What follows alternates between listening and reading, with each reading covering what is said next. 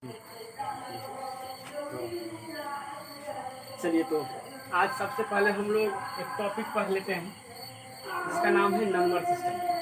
क्या पढ़ेंगे? Number system. Number system. Number system को अंग्रेजी में हम लोग संख्या पद्धति कहते हैं। क्या कहते हैं? संख्या पद्धति। नंबर सिस्टम को हिंदी में क्या कहते हैं? संख्या पद्धति। संख्या पद्धति कहते हैं। क्या कहते हैं हिंदी में? संख्या पद्धति। अब देखिए, अब बात उठता है कि नंबर का उत्पत्ति कैसे हुआ है, नंबर कहाँ से आया। तो भाई साहब, सबसे प्राचीन जो नंबर है वो नंबर है नेचुरल नंबर। क्या बेटा? Natural number. और आपको पता होगा कि नेचुरल नंबर हम लोग काउंटिंग नंबर यानी गिनती की संख्या को नेचुरल नंबर कहते हैं। जैसे 1 2 3 4 5 6 7 डॉट डॉट डॉट। ये क्या है? गिनती की संख्या। क्या है? गिनती की संख्या है। और गिनती की संख्या को क्या कहते हैं? नेचुरल नंबर कहते हैं, यानी प्राकृतिक संख्या कहते हैं। क्या कहते हैं? प्राकृतिक संख्या। अब देखिए, प्राकृतिक संख्या में जब हम जीरो को शामिल कर दिए, किसको शामिल कर दिए?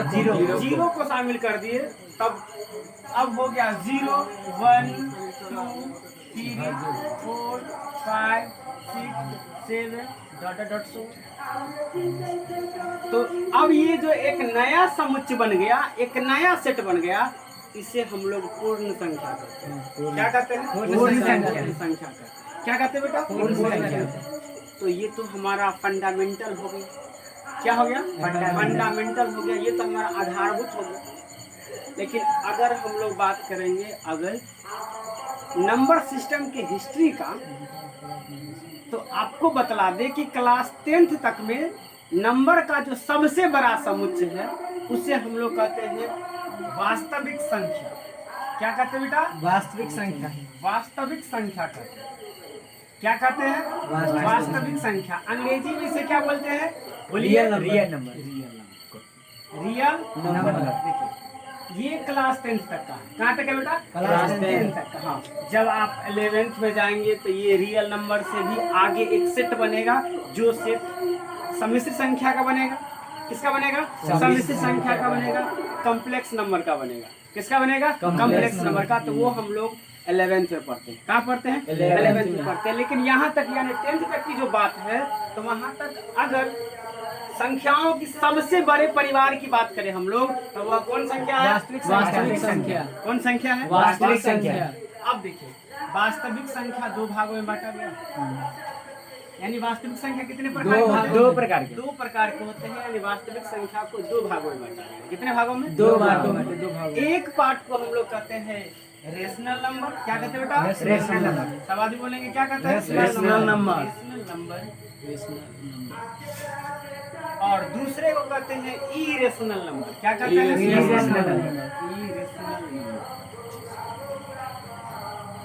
Irrational number. अब देखिए, इसका हिंदी में हम लोग कहते हैं, इसको हिंदी में कहते हैं परिमेय संख्या। इसको हिंदी में क्या कहते हैं बेटा? परिमेय संख्या। परिमेय संख्या। इसको हिंदी में कहते हैं अपरिमेय संख्या। क्या कहते हैं बाबू? अपरिमेय संख्या।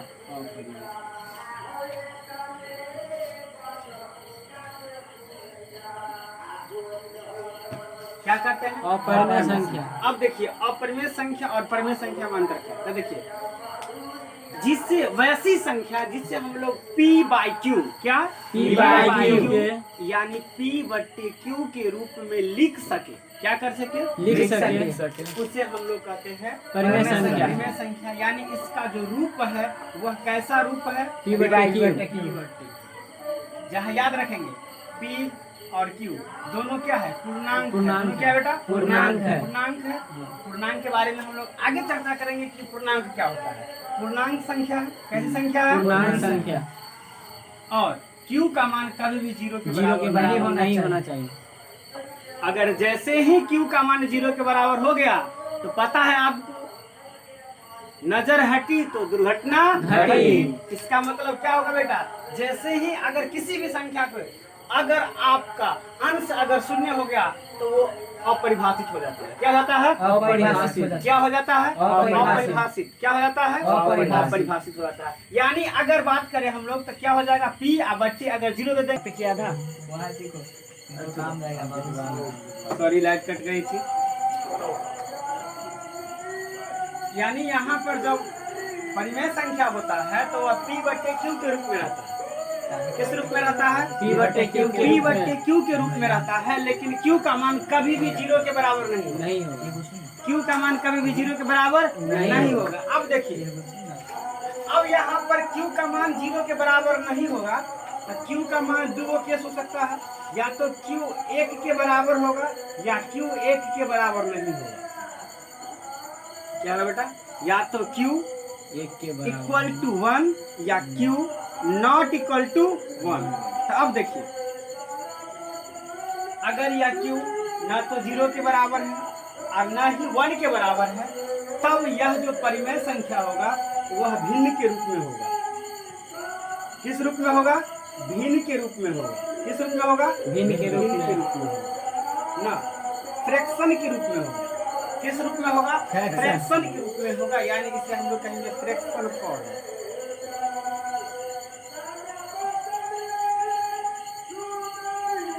इसको क्या कहेंगे हम लोग? Fraction form. अब देखिए, लेकिन अगर यानी यहाँ पर क्या होगा? Q not equal to 1। अब देखिए, अगर इसी में अगर इस Q का मान 1 के बराबर हो जाए तो यह पूर्णांक का रूप ले लेता है। किसका रूप ले लेता है? पूर्णांक का रूप ले लेता है। किसका रूप ले लेता है? पूर्णांक का। यानी पूर्णांक में Q का मान क्या होता है? 1 होता है। इसे हम लोग कहते हैं इंटीजर। क्या कहते हैं इसे हम लोग? इंटीजर। और वह इंटीजर किसके बराबर होगा? तो कहेंगे P के बराबर होगा। किसके बराबर होगा? P के बराबर होगा। अब देखिए, ये तो बात हो गई परिमेय संख्या के बारे में। अब हम लोग बात करते हैं अपरिमेय संख्या के बारे में। किसके बारे में? अपरिमेय संख्या के बारे में। अपरिमेय संख्या को हम लोग कह सकते हैं कि वैसी संख्या जिसे हम लोग P बट्टे Q के रूप में नहीं लिख पाते हैं। क्या कहेंगे?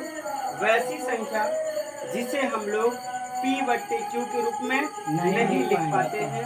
यानी that number which cannot be formed in the form of P by Q is called irrational number।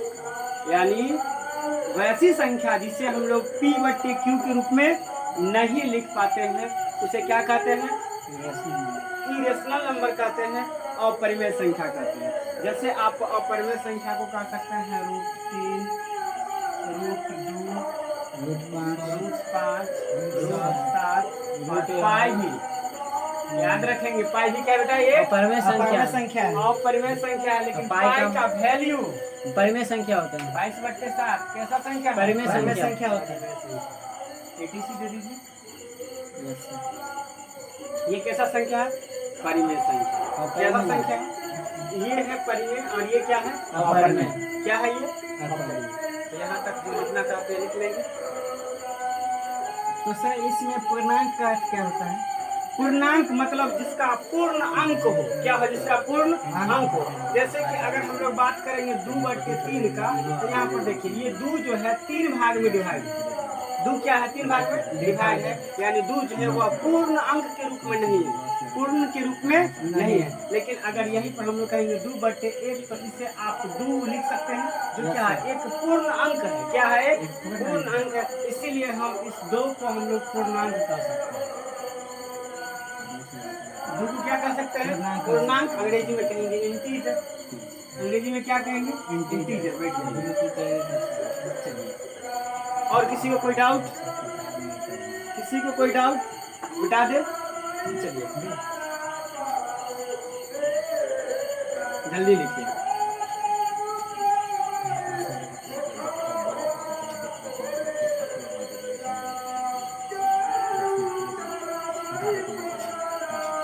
जल्दी लिखिए।